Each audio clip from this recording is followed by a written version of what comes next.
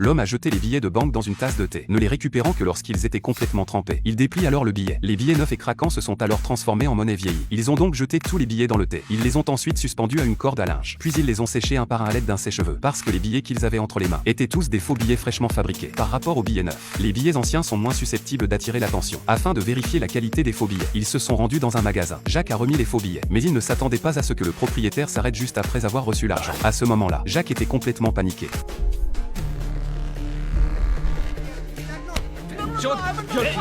Tom a vu quelque chose d'anormal et s'est immédiatement précipité. Il a arraché Jacques des mains du propriétaire. Heureusement, les deux frères ont profité de la foule pour s'échapper. Pensant initialement que la contrefaçon serait facile, ils ont été consternés de découvrir que leur faux était facilement détectable. Tom a regardé les faux billets dans ses mains et a commencé à réfléchir. Il s'avère qu'ils se sont trompés dès le départ. Les billets de banque indiens sont fabriqués à partir d'un papier spécial à base de pulpe de coton. Ce papier a un toucher très différent de celui du papier ordinaire à base de pâte de bois. De plus, ce papier a une sonorité distincte et croustillante. Et puis il y a l'encre à couleur changeante sur les billets de banque. L'encre change de couleur sous différents angles. Enfin, les bandes de sécurité imprimées sur les billets. Pour fabriquer des billets de banque contrefaits de meilleure qualité, il faut résoudre ces problèmes. Les dessins sur les billets doivent tous être faits à la main, car les micros fondent sur les billets, même scannés par les instruments les plus sophistiqués du monde, montreront un genre de motif moiré. Ils doivent donc dessiner le premier jet du billet à la main, puis le réduire et le graver, puis le polir et le traiter chimiquement. Le modèle de la copie papier imprimé est terminé. Cependant, comme le gouvernement indien contrôle strictement le papier en pâte de coton, ils ne pouvaient pas s'en procurer. Ils ont dû trouver un papier au toucher similaire. Après des jours de recherche, Jacques a finalement trouvé un peu d'espoir dans un livret pub en combinant deux feuilles de papier. Non seulement le toucher du papier était très similaire, mais l'épaisseur du papier était également très similaire. Ils ont prévu de blanchir le papier, d'imprimer chaque face séparément, d'y insérer le fil de sécurité, puis de coller les deux moitiés ensemble pour créer un billet dans sandwich parfait. Une fois le problème du papier résolu, nous devons résoudre le deuxième problème. Il s'agit de la décoloration de l'encre sur le billet. C'est alors que Jacques a trouvé la solution. Tom a mélangé de la peinture métallique achetée dans le commerce avec de l'encre pour créer un effet trompeur de changement de couleur.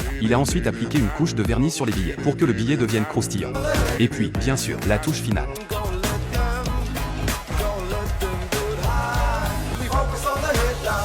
Afin de vérifier la qualité de la fausse monnaie, ils sont retournés au magasin de rue. Et cette fois-ci, ils ont été malins. Au cas où ils se feraient à nouveau prendre, ils se sont tenus par la main pour faciliter leur fuite.